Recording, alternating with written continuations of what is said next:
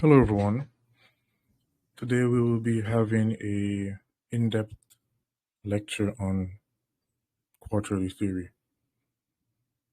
So I will be mentioning things that you guys have learned so far, but I will be introducing different ways in which you can use these concepts. Right? So as you guys know, I do not like talking about hindsight data, right? I don't like talking about things that I couldn't or did not foresee, right? Or things that moves that we don't talk about before they happen, basically, right? So a majority of what has happened so far, we've spoken about or hinted to, right? So, for example, this rally in price today during the New York session. So, first, we'll be talking about what happened during the New York session, right? And I will be explaining why I expected these things to happen, right? Meanwhile, showing you guys the concepts, right? That when used together will give you extreme accuracy. So firstly, you guys can see that this is a precision swing point, right? That was formed after there was sequential SMT. Hold on, the Dow should be right here. Okay, there we go. So after there was sequential SMT, right here, right? This candle right here, which is the candle that opened at 10:05. In the Nasdaq, this candle opened at 10:05, and in the Dow, this candle opened at 10:05. Right? Since this is a up close candle, and so is the one in the Dow, we'll just be focusing on the Nasdaq and the S&P 500 for this, since this is where the cracking correlation happened in regard to the candle closers, right? So as you guys can see, this is up close, this is down close, right? And they happened at the same time, but in different asset classes. This is a precision swing point, right? And what makes it, even more high probability is whenever you have the precision swing point forming after, right, or causing sequential SMT, and while reacting to a new day opening gap, which is what this gray level is, or a new week opening gap. New week opening gaps are better, but usually you find those working on higher time frames. Right here, right, this candle, you can see it's mostly wick. This is good, right? This is not an order block that you're seeing right now, right? But you can see price reacting to this wick. So the precision swing point functions as how a order block should function, right? Whereas this would be a down close candle, which is here. You can see price reacting to this precision swing point. Can you see this? I'll highlight it, right? So this down close candle would be a typical quote unquote ICT order block, right? But right here, right, it's a precision swing point. And the only reason why this works here, the only reason why price went down into it and rallied, it's not because it's just an order block, right? It's because we have SMT, which is sequential. There's a new day opening gap here. So due to the fact that there's a new day opening gap here, the S&P 500, right? We can use that information here, even though, right, it's not, it's not visible here, We don't have to see new day opening gaps here if there's one here. And the same thing goes for if there's one here. We don't need to look on these, which you'll probably find one around this area, right, for the Nasdaq. So also you guys can see that after the formation of the precision swing point, right, we had this happen right here, right, which is also, very crucial, but it's very intricate details, right? So you guys can see that this candle right here is not a swing low, right? So this candle drops here, which you could be a buyer here. To be honest, I was literally too busy to come to the computer right here, right? So you could be a buyer when price drops into the precision swing point. You don't need to wait for a gap to form because wicks are gaps, right? And which would mean that this wick would be a gap. So you could see this wick and even this one as gaps, because you guys can see that price opened here and dropped, dipped into the wick, then rallied, right? But here on this candle, you can see that price dropped, then this one dropped lower, whereas this one dropped and then this one dropped, failed to take out this low, which formed a what? What did this form? A swing low, while this one did not form a swing low. So this right here is another cracking correlation. Did you get that? After the precision swing point is formed, right? So this is really, advanced. If you don't know what a new day opening gap is, you need to find out. This is the indicator right here. I use 10. For new week opening gaps, I usually use 15. Right? But you don't need this, the new day opening gap. The only thing, right, that this gives you is, more precision. Right? So even when price was trading here, right, and I saw price, fall below this low, and like probably go right here, and there was already SMT. I just wanted to see it dig below this one more, then create a precision, a precision swing point. That happened. You can buy the top of the wick, this candle right here. Price drops. Once you see this happen right here, price just drop into it. You can buy. Well, and then if you're here and you see price just dip below here, and this one didn't, that right there is a very high probability entry model, right? But it's very advanced. And you have to be quick,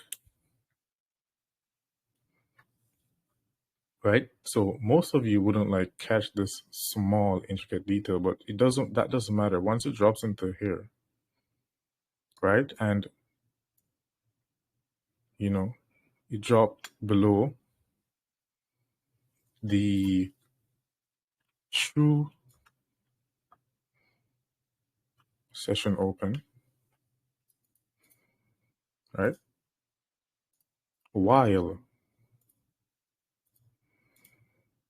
we have this cracking correlation right here in regard to the swing points, right? So we drop below. So basically, an amazing entry, which is one that you guys would see me do most of the times, is like buying like in anticipation that this will hold as a swing low. I usually do this when there's a precision swing point, there's a new day opening gap, and there's SMT. No, right? That's it, right there. And if you go up to the one, right? If you go up to the 1 hour time frame, why did this just happen? Right? You can see that there was a, sorry about the mess, right? I'll just draw this line right here. I'll make it red, and I'll drop it down to the 5-minute time frame. You guys can see that there was a 1 hour fair value gap. right here. Right, so there's a 1 hour fair value gap here. Price dipped into a new day opening gap. There was sequential SMT. Right, so while this closed right here, you could be a buyer. We're below the true session open, right? And once price breaks above this, dips back into this wick right here, and rallies, forms a gap, we can buy right here.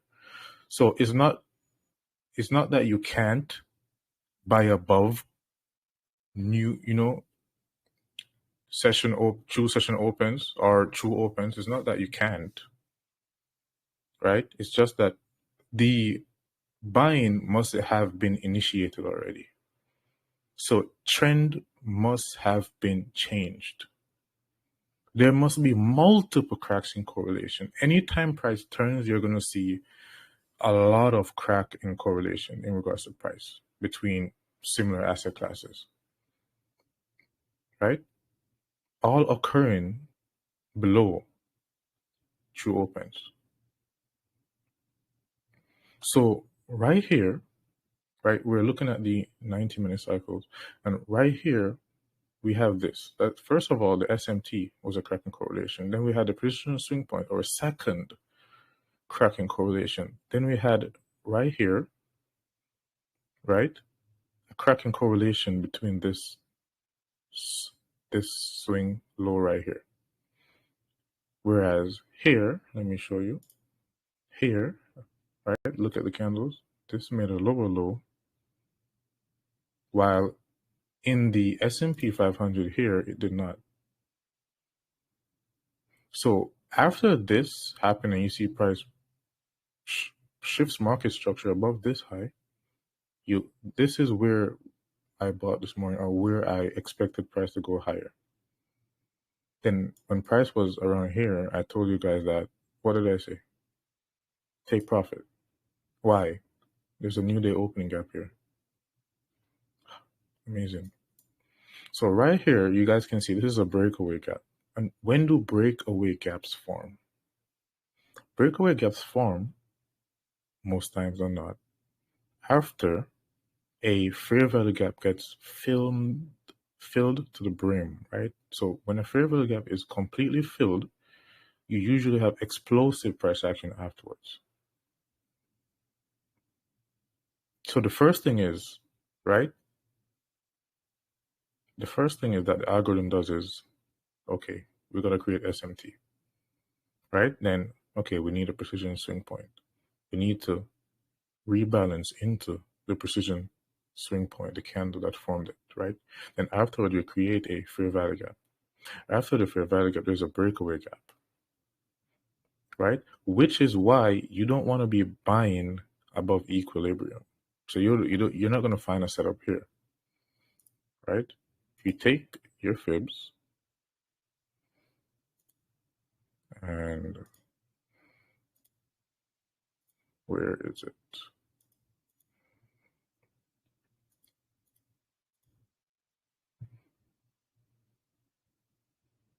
Can't find it anyways. So basically, here is equilibrium, right? Where you see the mouse right now. You want to be buying below equilibrium, right? So you're buying below equilibrium, and this is below equilibrium is where you will be looking for these crack in correlations. So this is like the gold, right? The cracks. You want to see price crack. Where price crack, price is going to turn, right? You're not going to see price just drop without cracking, right? And then afterwards, what happened? Whenever price gets to equilibrium, it's just gone. So if you're buying, you want to be buying here, right? Below this level right here. This is where all the entries are. This is where everything happened, below here. And now we'll be looking at the 4-hour time frame, right? So here we have the S&P 500. Here we have the Nasdaq futures, and here we have the E-mini Dow. So as you guys remember, right, when price was here and we were reviewing or doing our analysis, right, for the current week, which we did Sunday, right? We wanted, we wanted to see price run above this high, basically, because we already knew that there was SMT, but it was just this candle, right? So this didn't happen yet. So we needed to see price run above this high, right? This high right here is very important, right? It doesn't have to do with range or anything like that. It just has to do with this high, which was Friday's high. So we can expect sequential SMT, right, between Friday and Monday's high. If you didn't get this, right, the last time we talked about, because we just briefly introduced it, right, you need to get it now. So right, this is like when, you'll see Monday forming a large range. This is why Monday forms a large range. Where there's SMT, price will move, right? Where there's sequential SMT, price will more times than not move, right? So here, first of all, we had SMT on a higher time frame cycle, right? Which is the monthly cycle. Afterwards, we have SMT on the daily cycle, which is Friday. So whenever you see Friday just, close like this so high, it's very easy to get in the trade. You just have to wait until the price runs, Friday stops on Monday. Listen, it has to happen on Monday. If it happens on Tuesday, then you do nothing. Right? So if this doesn't happen on Monday, it's not sequential. Price must run Friday's high on Monday, Monday's high on Tuesday, Tuesday's high on Wednesday. You're getting it now, right? Wednesday's high on Thursday, and Thursday's high on Friday. There are times when Thursday will make the high of the week. And then you want to see Monday run Thursday's high for it to be sequential SMT. Or vice versa. Right? So we had SMT here, then we had SMT again on Monday, which is why we saw Monday being a large range day. But it was still not, as clear. To be honest, I rather today than Monday. Right? Even though we didn't have that much movement, but the setup was more clean on the lower time frame, right? That Monday is just no pullbacks, which is why I said don't trade Monday. It's low probability. And even here, if you look here on the lower time frame, probably the 5-minute time frame, you'll see sequential SMT again. So as you guys can see, first, there's always signs to price turning around. First, you'll see the higher time frame cycles creating sequential SMT, and then the lower time frame cycle will follow. Wherever there's not sequential SMT, that's just liquidity. So if there's no sequential SMT, all you're looking at is liquidity, right? So before price ran below this low, there was no sequential SMT, but there was here. That was liquidity, right?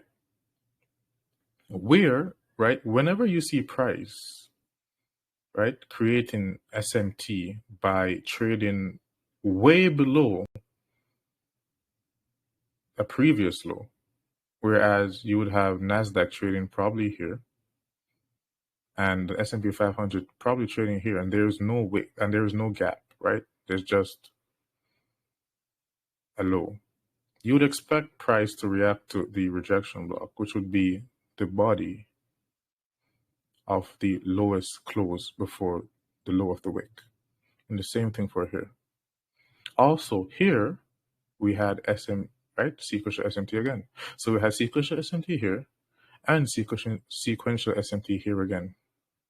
This is the typical price action that you would usually expect in the first week, which is why the first week isn't the best week. It's not that it's really low probability that you can trade. You can manage to trade on the lower time frames, right? But this is basic NFP week, right?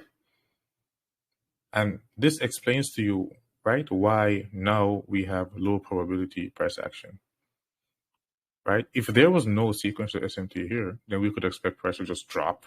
If there was none here, we could just expect price to just rally, right? Also, look here. We have a precision swing point trading into this wick. We have a precision swing point forming the low of the week. We have a precision swing point here again, trading into this wick. Do you see that? Right here, the high of today, not the week, right? This is a precision swing point. Look at this. Up closed, down closed. This is very extremely low probability, right? You don't want to see a precision swing point above and below current price action. You don't want to see sequential SMT above and below current price action. Do you see what you're learning right now? You're learning how to decipher high probability marketplaces from low probability marketplaces. And guess when is this happening? When is this all happening? Tell me, when? The first week of the month, Q1. Bro, you can't make this shit up, bro. You can't make this up. You can't make this up. And sorry about my language if you don't like stuff, like that. Anyways, you can't make this up, bro. Who else is teaching stuff like this? Who else? This is why I always laugh on YouTube. People just make videos just copying my YouTube video when that's nothing. That is nothing. I told you guys, every week you'll get something new. That works. It's not like, Michael just posts a very, bland or confusing concept. It's not confusing. I could have made it confusing, but it's not. You don't even have to stay here for the entire 12 months. That's just for people that are crazy. Like this right here is crazy. Like just look at this. Look at the price action. It's choppy. Why is it choppy? It's right there. Why it's choppy? Why did price turn around? It's right there. Why did price turn around? Why did price reverse? Why did price drop? Why did price rally? It's all right there in the charts. And it's crazy, man. I'm telling you. And it gets crazier too. So now we're going to be looking at the 90-minute cycles, right? So right here, and this is the afternoon session. We'll just be looking at the last two sessions today. We already looked at the New York session, right? Now we're looking at the afternoon session. Why? Because the cracking correlation this evening happened between the New York session and the afternoon session. So here we had price failing to break below this low, reacting to this wick, right? The same thing happened here. But here we had price trading below it. Remember what I just said. Like, you can't make this up, man. It's too perfect, right? It's too perfect. It rarely fails. When you get it right, it rarely fails. Come on. Like, when do you always see this failing? It's either you get it wrong, but I think this is just how the market works, which is why quarterly theory was even a thing. Quarterly theory was just that you guys see on YouTube was ABC. Right now, you're learning elementary stuff, right? there are topics that if I talk about, which is, people keep asking me certain questions, right? And I'm like, I can't talk about that yet. There are prerequisites to understand those stuff. And it's not just, a course. It's not a course. This is not a course, man. It's not a course. Courses don't work. Courses don't work. They don't work. You can't just, pre-record videos and just give them to people and expect them to learn. No, you need to be using the things that you're talking about, and you need to prove to them on a daily or weekly basis that this is consistent. This works. That's how you do it. You don't just give them videos and just sell it. No, you need to be there answering questions, right? You need to be there showing them what to do. Because if you can't show them what to do and you don't know where price is going to go, then you have no use. You're useless. Am I right or am I wrong? I'm right. Of course I'm right. So right here, after we had this cracking correlation, sequential SMT between the New York and the afternoon session, we had price rally a bit, right? And it didn't take out this high. This didn't take out this high, and the Dow took out this one.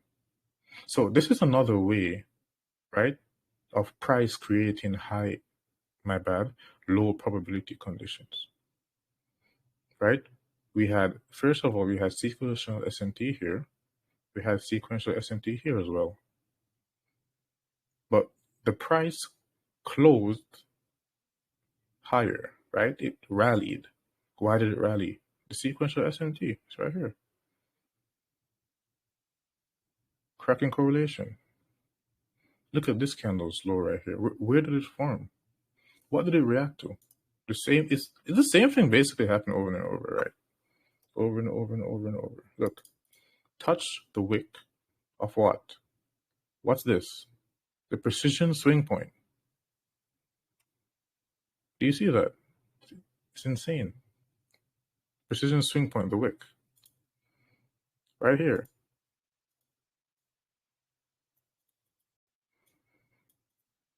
Where did the SMT form? Within that wick. Why did it form within this wick? Because this, right, this was trading way below this swing low, or the low of the New York session. Right? So this was way overbought, which is why this wick and this one is so reactive. Remember, I sent you guys a message about this. Right? I said that, something around the lines that we should expect sequential SMT, and it happened. See? During the second and third quarter, do you see why the YouTube video is very essential? Because you wouldn't know what a quarter is. You wouldn't know. Anyways, between the second and third quarter of the afternoon session, there was sequential SMT that we had a rallying price. So any of these moves right here would be good. And guess what? Today was a choppy day.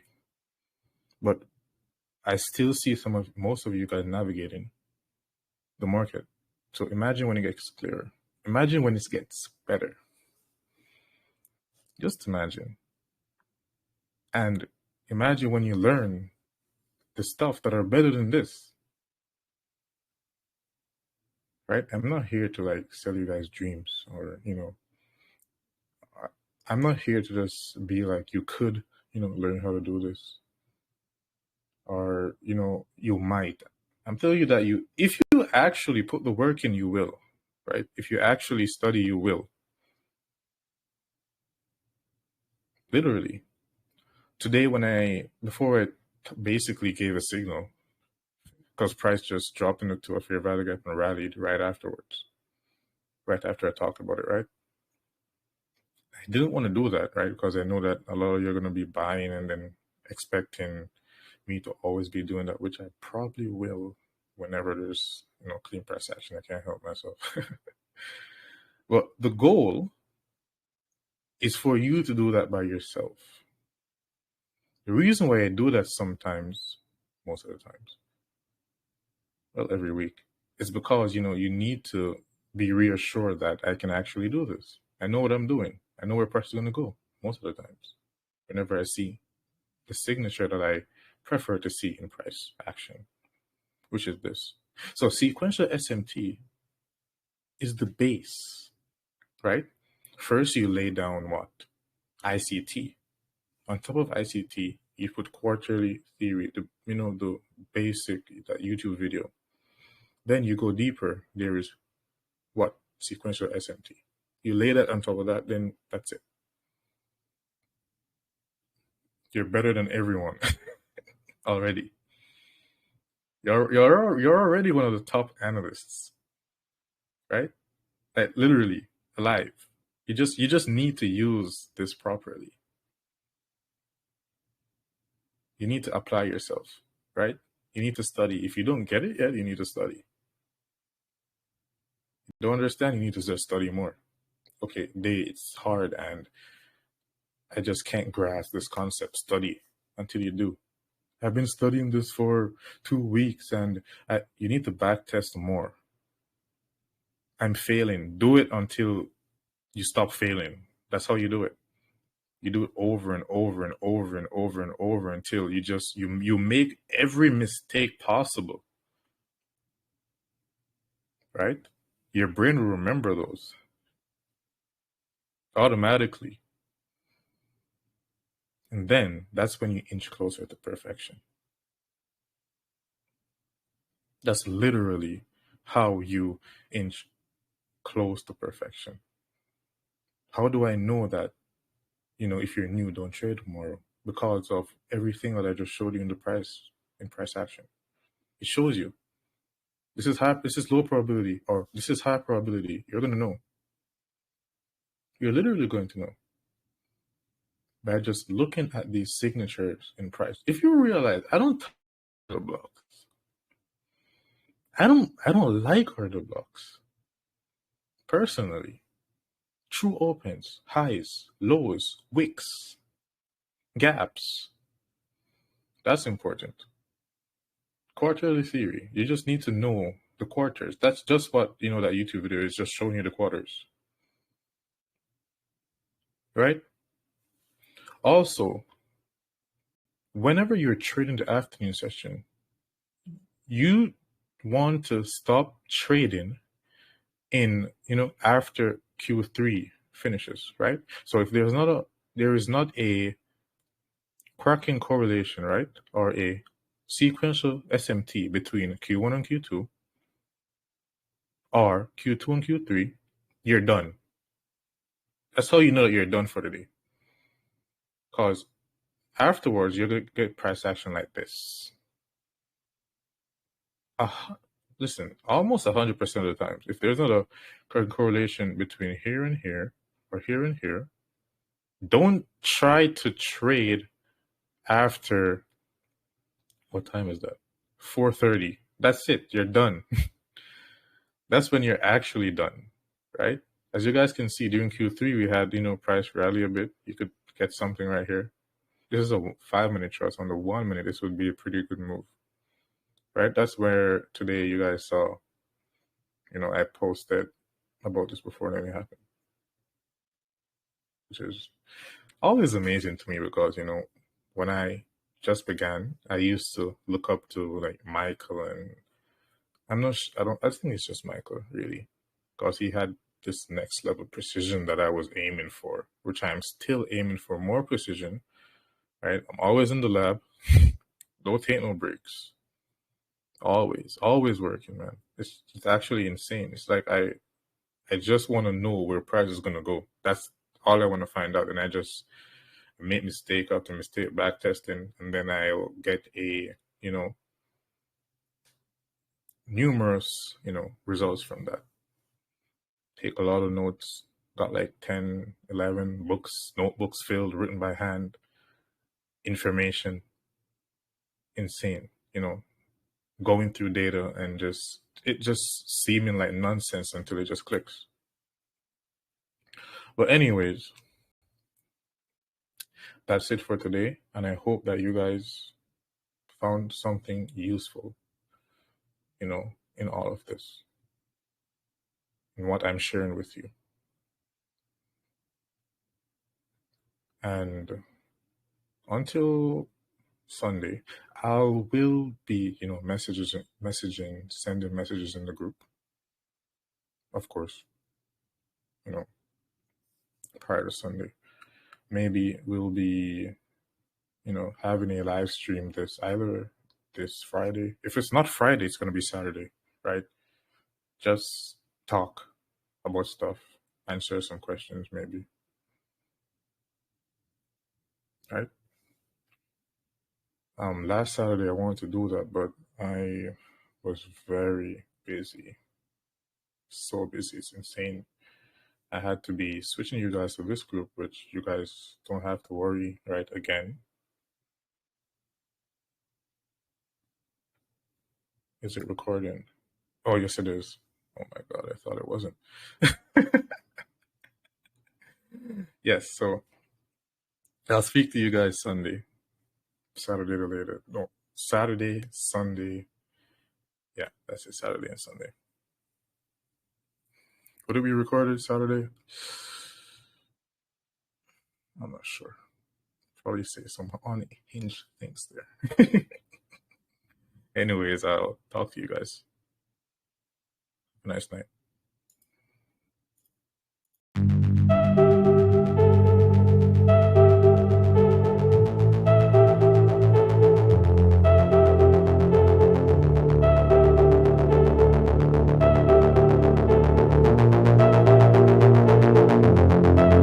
All you want to me is a bleak obsession.